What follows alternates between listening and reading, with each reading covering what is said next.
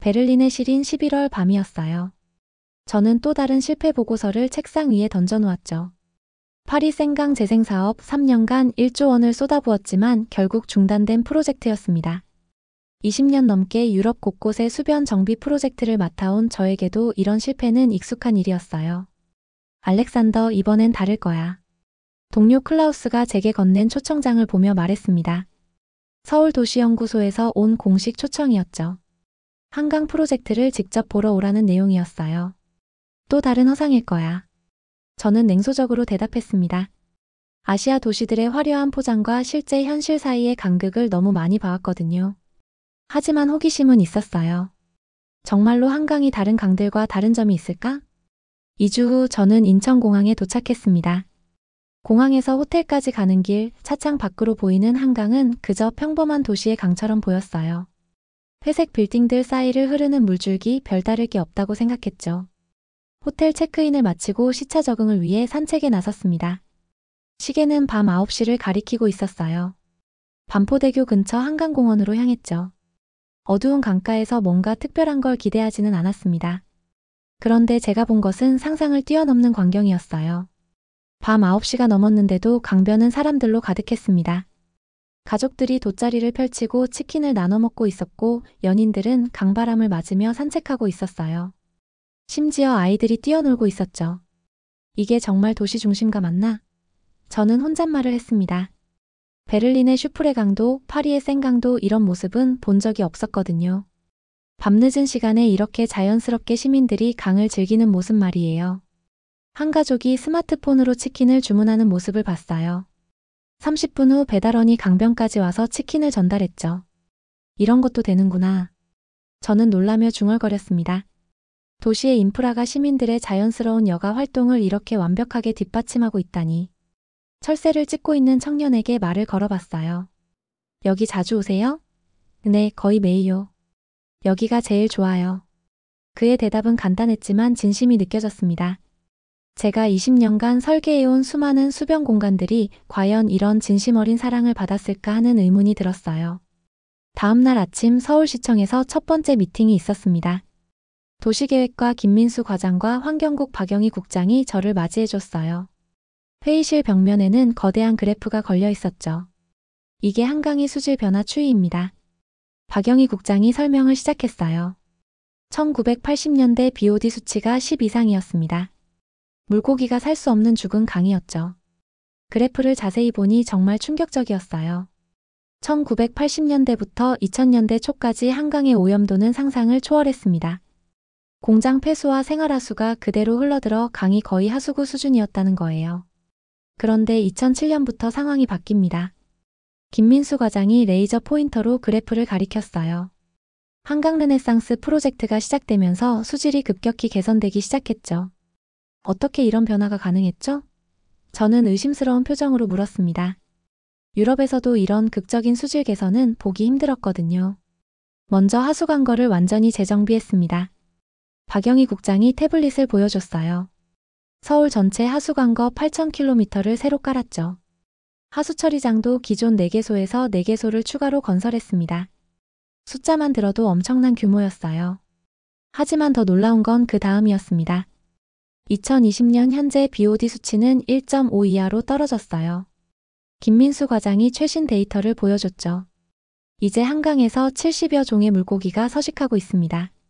심지어 연어까지 돌아왔어요. 저는 믿을 수 없었어요. 30년 만에 죽은 강을 살린다는 것, 그것도 1000만 명이 사는 대도시 한복판에서 말이에요. 실제로 확인할 수 있을까요? 물론이죠.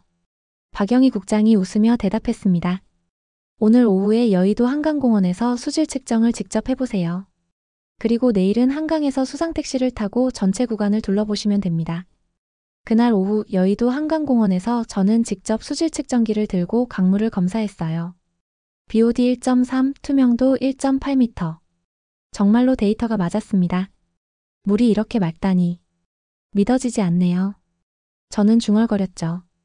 20년간 유럽 각지에서 수질 개선 프로젝트를 진행해왔지만 이 정도 성과는 본 적이 없었어요. 게다가 이런 성과를 이룬 강에서 시민들이 이렇게 자연스럽게 여가를 즐기고 있다니. 수상택시를 타고 한강을 따라 이동하는 동안 저는 계속해서 놀라운 광경들을 목격했어요. 잠실대교 근처에서는 조정 동아리 학생들이 연습하고 있었고, 성산대교 부근에서는 윈드서핑을 즐기는 사람들을 봤죠. 이 모든 활동이 가능한 이유가 뭐라고 생각하세요? 수상택시 선장 이종수 씨가 물어봤어요. 수질이 좋아져서겠죠. 저는 당연하다는 듯 대답했습니다. 맞아요. 하지만 그게 전부는 아니에요. 이종수 씨가 한강 북쪽을 가리켰어요.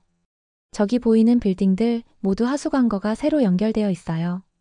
20년 전만 해도 생활하수가 그대로 한강으로 흘러들었죠. 선장의 설명을 들으며 저는 한강의 진짜 비밀을 깨달았어요. 단순히 강을 정비한 게 아니라 도시 전체의 시스템을 바꾼 거였죠. 그런데 정말 놀라운 건 따로 있어요. 이종수 씨가 계속 말했습니다. 시민들이 스스로 한강을 지키고 있다는 거예요. 쓰레기를 함부로 버리지 않고 오히려 줍기까지 해요. 정말 그랬어요. 뚝섬 한강공원에서 내려 걸어보니 쓰레기 하나 찾아보기 힘들었습니다. 이렇게 많은 사람들이 이용하는 공간인데도 말이에요. 그때 갑자기 소란이 일어났어요. 자전거를 타던 60대 남성이 쓰러진 거였죠. 심장마비 증상으로 보였습니다. 저는 그저 바라만 보고 있었는데 주변 시민들의 반응이 놀라웠어요. 한 사람은 즉시 119에 신고했고 다른 사람은 심폐소생술을 시작했어요. 또 다른 사람은 자동제세동기를 가져왔죠. 5분 후 구급차가 도착했을 때 그 남성은 이미 의식을 되찾은 상태였어요. 구급대원이 말하길 시민들의 신속한 대처가 생명을 살렸다고 했습니다. 이런 일이 자주 있나요? 저는 심폐소생술을 한 시민에게 물어봤어요. 가끔 있어요. 근데 여기 오는 사람들은 서로 도와주는 게 당연하다고 생각해요. 그의 대답은 담담했습니다. 그 순간 저는 깨달았어요. 한강이 특별한 이유는 물이 깨끗해서가 아니라 이곳을 사랑하는 사람들의 마음 때문이라는 것을. 행정이 아니라 문화가 이 강을 지키고 있었던 거죠. 다음 날 아침 저는 한강 역사 투어 프로그램에 참여했어요. 여의도 한강공원에서 시작된 투어는 해설사 정미경 씨의 설명으로 시작됐죠. 한강은 단순한 강이 아닙니다. 정미경 씨가 말했어요. 삼국시대부터 지금까지 2000년간 이 땅의 중심이었죠. 백제의 위례성부터 시작해서 고구려와 신라가 한강을 두고 벌인 쟁탈전, 조선시대 물류의 중심지였던 한강의 역사를 들으니 감회가 새로웠어요. 여기서 배다리를 놓아 임금이 건넜고 전국 각지의 물자가 모이는 곳이었어요. 정미경 씨가 한강 위를 바라보며 말했습니다. 하지만 일제강점기와 산업화 과정에서 한강은 오염되기 시작했죠. 1960년대 사진을 보여주는데 한강이 완전히 다른 모습이었어요. 물은 검은색이었고 악취가 진동했다고 했습니다. 제가 어제 본 맑은 한강과는 정반대였죠. 1980년대가 가장 심각했어요. 정미경 씨가 계속 설명했습니다. 공장 폐수와 생활하수가 그대로 유입되면서 한강은 죽은 강이 되었어요. 물고기는 물론 미생물도 살 수 없는 상태였죠. 그런데 신기한 일이 벌어졌어요. 투어 중간에 초등학교 6학년 아이들이 나타났죠. 한강 정화 봉사활동을 하는 아이들이었습니다. 선생님, 여기 플라스틱 병이 있어요. 한 아이가 외쳤어요. 잘했어, 수빈아. 분리수거함에 넣어줘. 담임 선생님이 대답했죠. 아이들이 한강 곳곳을 뒤지며 쓰레기를 줍는 모습을 보니 감동적이었어요. 이 아이들에게 한강은 그냥 강이 아니라 소중한 보물이었던 거예요. 아이들이 왜 이런 활동을 하나요? 저는 담임 선생님에게 물어봤어요. 한강 환경교육 프로그램의 일환이에요. 선생님이 대답했습니다. 아이들이 직접 한강의 변화를 보고 느낌으로써 환경의 소중함을 배우죠. 한 아이가 저에게 다가왔어요. 아저씨, 외국에서 오셨어요? 응, 독일에서 왔어. 우와, 독일에도 한강 같은 강이 있어요? 순간 저는 말문이 막혔어요. 베를린의 슈프레강을 떠올려봤지만 이런 생동감 넘치는 강은 없었거든요. 기술적으로는 깨끗할지 몰라도 시민들의 사랑을 받는 강은 아니었죠. 아저씨, 한강이 제일 예쁘죠? 아이가 자랑스럽게 물었어요. 그런 것 같아. 저는 진심으로 대답했습니다. 그날 저녁 호텔 방에서 저는 오랫동안 생각에 잠겼어요. 도시는 공간인가, 시간인가? 한강을 보면서 느낀 것은 도시가 단순히 물리적 공간이 아니라는 것이었어요. 시간이 쌓이고 사람들의 마음이 모여 만들어지는 살아있는 유기체였죠. 일주일째 되는 날, 저는 한강에서 뜻밖의 경험을 했어요. 평소처럼 아침 조깅을 하다가 뚝섬한강공원에서 한 무리의 사람들을 만났죠. 태극기와 함께 단체로 운동하는 중년 남성들이었어요. 어디서 오셨어요? 그들 중 한 명인 김대호 씨가 말을 걸어왔습니다. 독일에서 온 도시계획 전문가예요. 저는 한국어로 대답했어요. 오, 독일. 베를린 장벽 무너뜨린 그 독일 말이에요? 김대호 씨가 눈을 반짝였습니다. 네, 맞아요. 우리 한강도 장벽을 무너뜨렸어요. 오염이라는 장벽을 말이에요. 김대호 씨의 말이 가슴에 와닿았습니다. 김대호 씨는 1980년대부터 한강 근처에서 살아온 토박이었어요. 한강의 변화를 온몸으로 체험한 증인이었죠. 40년 전 여기는 정말 지옥이었어요. 김대호 씨가 한강을 바라보며 말했습니다. 여름이면 썩은 냄새가 진동하고 물은 시커멓게 변해 있었죠. 아이들이 놀 수 있는 곳이 아니었어요. 그런데 김대호 씨의 다음 말이 더 인상적이었어요. 하지만 포기하지 않았어요. 우리는 계속 한강을 사랑했어요. 더러워도 냄새가 나도 이곳이 우리 삶의 터전이었으니까. 김대호 씨의 동호회 사람들이 모두 고개를 끄덕였어요. 이들은 한강의 암흑기를 함께 견딘 사람들이었죠. 2000년대 들어서 변화가 시작됐어요. 처음엔 믿을 수 없었죠. 김대호 씨가 계속 말했습니다. 물이 조금씩 맑아지고 냄새가 사라지고 그리고 지금은 이렇게 됐어요. 김대호 씨가 손을 뻗자 갈매기 한 마리가 날아왔어요. 사람을 무서워하지 않는 모습이었죠. 이 갈매기들도 한강이 깨끗해지니까 돌아온 거예요. 40년 전엔 새 한 마리 보기 힘들었거든요. 그 순간 저는 중요한 깨달음을 얻었어요. 한강의 변화는 단순히 기술의 승리가 아니었어요. 김대호 씨 같은 평범한 시민들이 포기하지 않고 끝까지 사랑했기 때문에 가능한 일이었죠.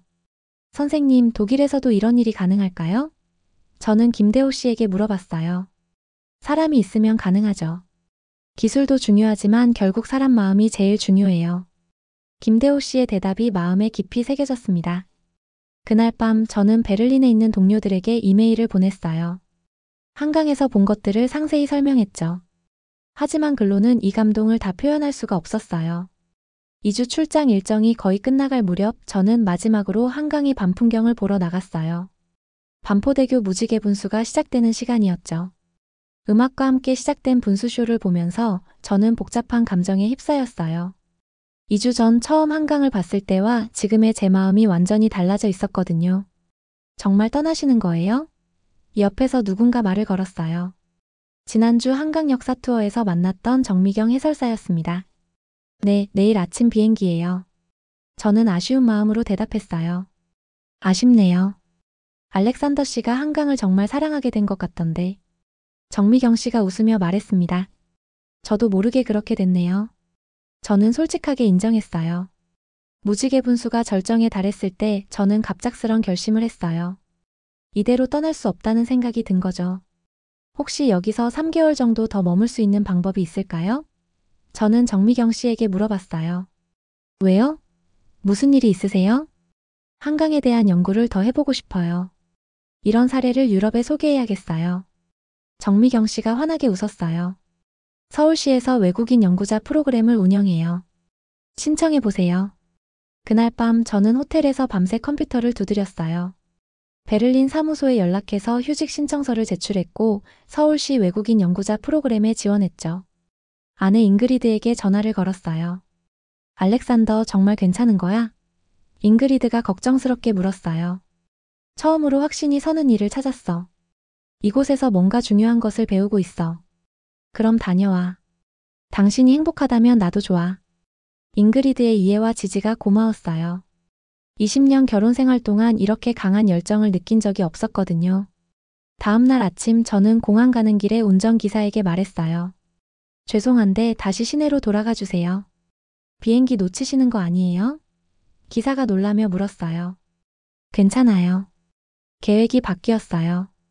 그렇게 저는 서울에 남기로 결정했어요. 인생에서 가장 충동적인 결정이었지만 가장 확신에 찬 결정이기도 했죠. 3개월 후 저는 마포구 작은 오피스텔에서 새로운 삶을 시작했어요. 서울시 외국인 연구자 프로그램에 선정되어 도시재생과 시민문화라는 주제로 비교 연구를 진행하고 있었죠. 매일 아침 한강에서 조깅을 하는 것이 일상이 되었어요. 김대호 씨 운동 모임에도 정식 멤버로 참여하게 됐죠. 알렉산더, 한국 사람 다 됐네. 김대호 씨가 농담을 했어요. 아직 멀었어요. 하지만 한강은 완전히 이해했어요. 저는 웃으며 대답했어요. 연구 과정에서 저는 놀라운 사실들을 발견했어요. 한강 프로젝트의 성공 요인이 단순히 기술이나 예산이 아니라는 것을 깨달았죠. 가장 중요한 것은 시민들의 참여였어요. 한강 정화 활동, 환경 교육, 자발적 관리 등 모든 것이 시민들의 자발적 참여로 이루어졌습니다. 유럽의 프로젝트들과 뭐가 다른지 알겠어요. 저는 연구 노트에 적었어요. 여기는 위에서 아래로가 아니라 아래에서 위로 올라온 변화예요. 그 무렵 베를린에서 동료들이 찾아왔어요. 클라우스와 마르쿠스 그리고 브리셀 프로젝트를 담당하는 소피아까지 왔죠. 알렉산더, 네가 보낸 보고서를 읽고 직접 와야겠다고 생각했어. 클라우스가 말했어요. 저는 일주일간 동료들과 함께 한강을 둘러봤어요. 그들의 반응은 제가 처음 한강을 봤을 때와 똑같았습니다. 믿을 수 없어. 소피아가 중얼거렸어요. 이런 시민 참여도는 어떻게 만들어진 거야? 시스템이 아니라 정신이에요. 저는 대답했어요. 한강은 기술의 승리가 아니라 문화의 승리예요. 마지막 날 저는 동료들을 위해 작은 세미나를 열었어요. 여의도 한강공원 문화관에서 한강 모델과 유럽 도시 재생이라는 주제로 발표했죠. 한강이 우리에게 주는 교훈은 간단합니다. 저는 발표를 마무리하며 말했어요. 도시는 건물이 아니라 사람이 만드는 거예요.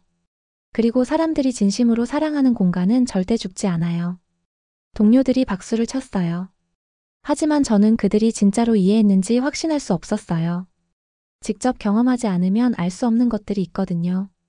6개월이 지난 어느 봄날 저는 서울숲 한강공원에서 석양을 바라보고 있었어요. 벚꽃이 만개한 강변을 따라 사람들이 산책하고 있었죠. 처음 왔을 때와 많이 달라졌죠? 옆에서 정미경 해설사가 말을 걸었어요. 6개월 동안 가장 많은 도움을 준 사람이었습니다. 제가 달라진 건지 한강이 달라진 건지 모르겠어요. 저는 솔직하게 대답했어요. 그때 휴대폰이 울렸어요. 베를린 시청에서 온 전화였습니다. 슈프레강 재생 프로젝트 총책임자 제안이었죠. 한강에서 배운 것들을 적용해보고 싶으시겠죠? 전화 너머 목소리가 물었어요. 네, 그렇습니다. 저는 확신에 찬 목소리로 대답했어요. 하지만 마음 한편으로는 아쉬움이 컸어요. 한강을 떠난다는 것이 이렇게 어려울 줄 몰랐거든요. 언제 가세요? 정미경 씨가 물었어요. 다음 달이요. 하지만 1년에 2번은 와야겠어요. 한강이 계속 어떻게 변하는지 봐야죠. 그날 저녁 마지막 한강 투어를 혼자 했어요. 반포대교부터 시작해서 잠실까지 6개월 동안 수없이 걸었던 길을 다시 걸었죠. 밤 10시 반포 무지개 분수가 시작됐어요. 6개월 전 이곳에서 제 인생이 바뀌기 시작했죠. 나는 도시를 바꾸러 왔지만 내 삶이 바뀌고 있었구나. 저는 혼잣말을 했어요. 무지개 분수의 화려한 색깔들이 한강 위에서 춤을 췄어요. 그 순간 저는 깨달았습니다. 한강이 제게 준 가장 큰 선물은 기술이나 지식이 아니었어요. 사람에 대한 믿음이었죠. 김대호 씨가 말했던 것처럼 결국 사람 마음이 제일 중요하다는 것. 시민들이 진심으로 사랑하는 공간은 절대 죽지 않는다는 것. 이것이 한강이 저에게 준 가장 소중한 교훈이었어요.